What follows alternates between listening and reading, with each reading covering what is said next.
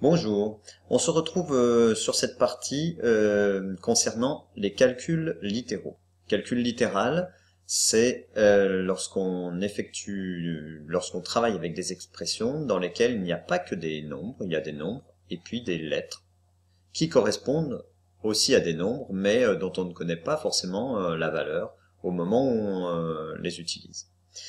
Alors, dans ce cours-ci, voilà ce qu'il va falloir que tu saches faire, hein. Alors, on va introduire des identitaires remarquables. Il faudrait que tu les saches par cœur. Il faut que tu saches développer. Tu as déjà commencé dans les classes précédentes. En utilisant ou pas les identitaires remarquables, il faudra aussi savoir factoriser en utilisant ou pas les identitaires remarquables. Puis vérifier que une factorisation ou un développement est bien correct, et puis utiliser ce qu'on aura fait dans des problèmes. Alors, je te renvoie avant de démarrer aux activités qu'on a fait en classe, ou nos activités de préparation à cette partie, et nous allons commencer par une première définition qui est qu'est-ce que c'est que factoriser? Factoriser une expression, c'est la transformer. En fait, c'est transformer une expression somme, une expression qu'on va appeler somme, en une expression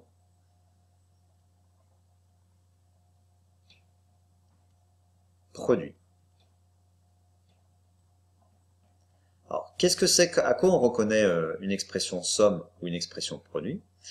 Eh bien, je vais prendre ceci là, 3x plus 4, et je prends la même chose, mais cette fois fois 4.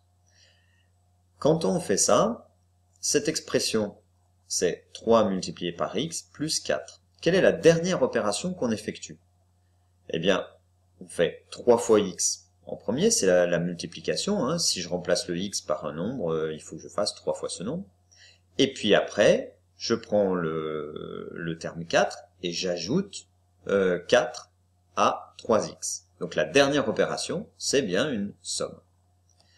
Ici, la dernière opération qu'on effectue, puis en fait, qu'on fasse 3 fois x fois 4 ou 4 fois x fois 3, la dernière opération, c'est un produit. Donc ça, il s'agit d'une expression produit, et là, il s'agit d'une expression somme.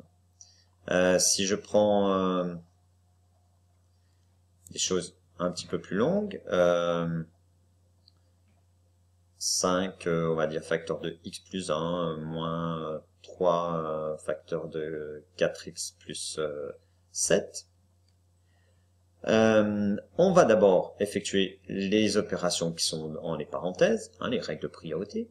Puis ensuite, on va multiplier par le nombre qui est devant la parenthèse. Ici, c'est comme si j'ai un multiplié, 5 fois facteur de x plus 1.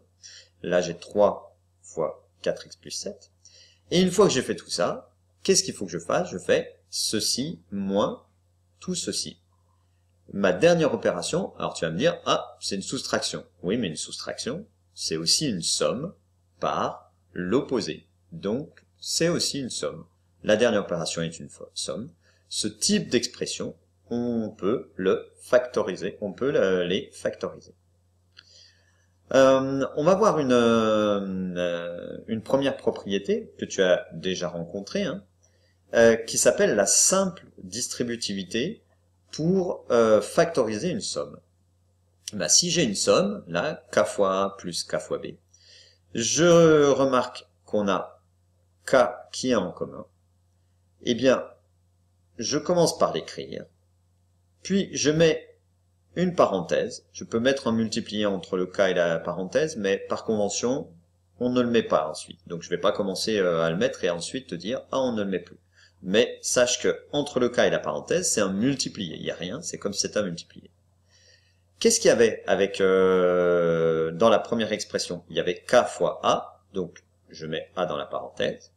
Et avec la deuxième expression, il y avait déjà le signe plus et le nombre b, ou la lettre b.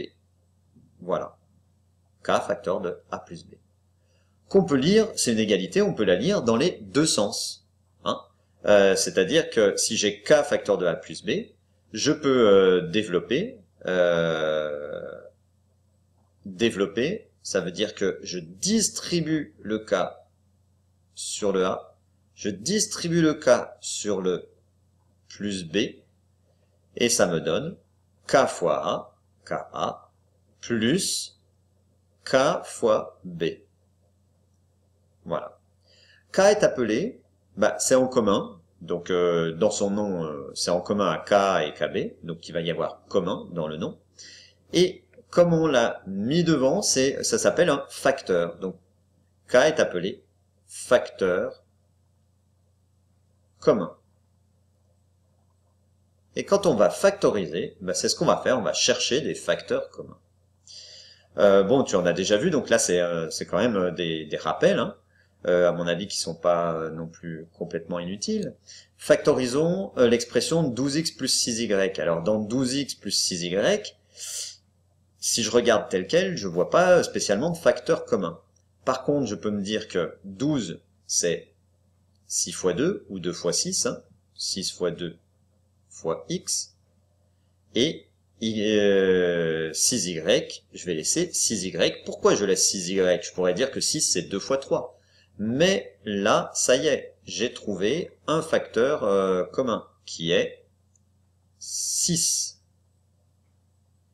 Je peux, ce facteur commun, le mettre en premier, j'ouvre une parenthèse, et je mets tout ce qu'il y avait avec. Qu'est-ce qu'il y avait avec ce 6? Il y avait 2x. Et qu'est-ce qu'il y avait avec ce 6-là? Il y avait le plus que je viens de mettre et y.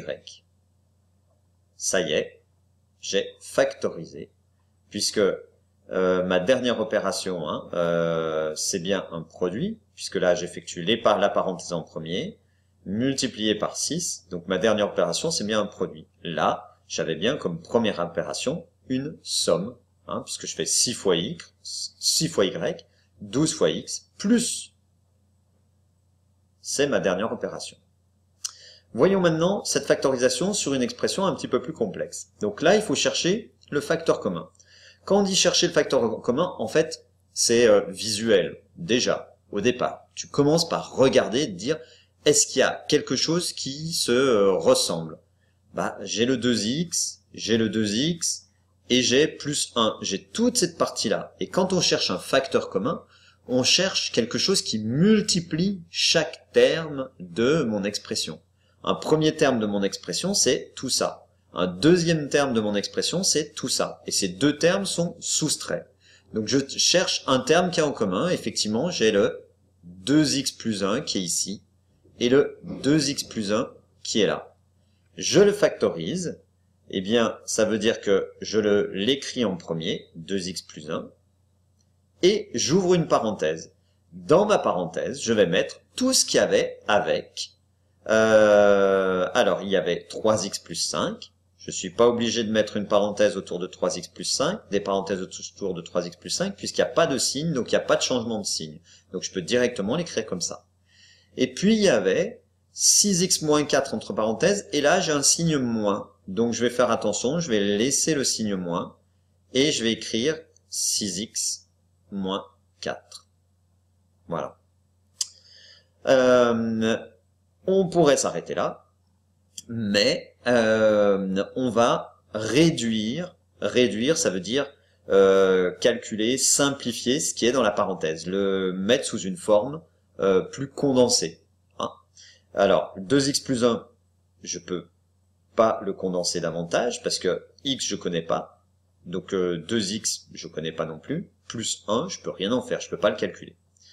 Dans l'autre parenthèse, j'ai quoi? J'ai 3x plus 5. J'applique la règle du signe devant une parenthèse, donc j'enlève les parenthèses et ça change tous les signes. Donc ça fait moins 6x, moins 4, hein, moins 4.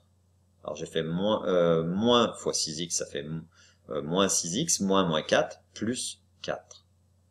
Là, ce moins là qui est tout seul, c'est comme si j'avais 1 devant, d'accord, mais qui ne se voit pas, parce que moins fois tout ça, 1 c'est ce qu'on appelle l'élément neutre dans la multiplication, c'est-à-dire c'est celui qui ne change rien, qui est neutre, il change rien quand on le multiplie. Et puis maintenant, alors là je peux quand même faire quelque chose, c'est-à-dire 3x et moins 6x, je peux rassembler. Combien ça m'en fait?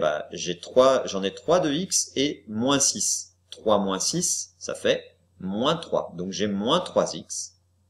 Et plus 5 plus 4 plus 9. Voilà. Voilà, là j'ai déjà fait une première factorisation de ce nombre b. En fait, on pourrait se dire encore, oui c'est bien, mais je n'ai pas fini. On peut encore continuer. Alors, comment ça, on peut encore continuer? Si tu regardes la deuxième parenthèse, le deuxième facteur, ça s'appelle un facteur. Si tu regardes ce facteur, j'ai quoi là? J'ai 3, et là j'ai 9. Et en fait, 9, c'est 3 fois 3. Donc en fait, dans cette parenthèse, j'ai le facteur 3 qui se retrouve 2 fois, donc je peux factoriser. On va essayer, on va factoriser. Et là, j'ai 2x plus 1, 2x et 1, il n'y a pas de facteur en commun. Alors bien sûr, dans 2x, il y a 1, mais factoriser par 1, c'est ce que je viens de dire auparavant. 1, c'est l'élément neutre, ça n'a pas beaucoup d'intérêt. Eh bien alors, on va commencer par écrire 2x plus 1, ça change pas. Facteur de moins 3x plus 3 fois 3. Bon, dans 3 fois 3, effectivement, je vois que j'ai 3. Et dans moins 3x, j'ai 3. Donc je vais pouvoir factoriser ma deuxième parenthèse. Donc ça me donne 2x plus 1. Facteur de 3. Facteur de... Alors, qu'est-ce qu'il y a avec ce 3 qui est ici? Il y a x et il y a moins. Donc, je mets moins x. Puis, ça, c'est pour la première partie. Puis là, j'ai encore un 3 et j'ai le plus. Donc, je mets plus 3. Je ferme la parenthèse de cette factorisation. Et je ferme l'autre parenthèse parce que le 3 était dans cette grande parenthèse. Maintenant, ce qu'on peut faire, alors là, j'ai une multiplication, ici c'est comme si j'avais une multiplication, là c'est comme si j'ai mis une multiplication, donc finalement on s'aperçoit que cette parenthèse ne sert pas beaucoup. On peut l'enlever déjà, donc ça fait 2x plus 1, multiplié par 3, multiplié par moins x plus 3. Et puis on peut utiliser ce qu'on appelle la commutativité de la multiplication, c'est-à-dire que je fasse 2x plus 1 fois 3 ou 3 fois 2x plus 1, c'est la même chose. Alors d'une manière générale, quand il y a un nombre tout seul, comme ça, on le met devant, on le met en premier, donc j'utilise la commutativité, puis je vais enlever les multipliés là qui servent pas à grand chose, ils servent simplement à montrer quelle est l'opération, mais s'ils n'y sont pas, on sait que c'est quand même aussi des multiplications. Voilà. On a fait notre première factorisation un petit peu plus importante que d'habitude.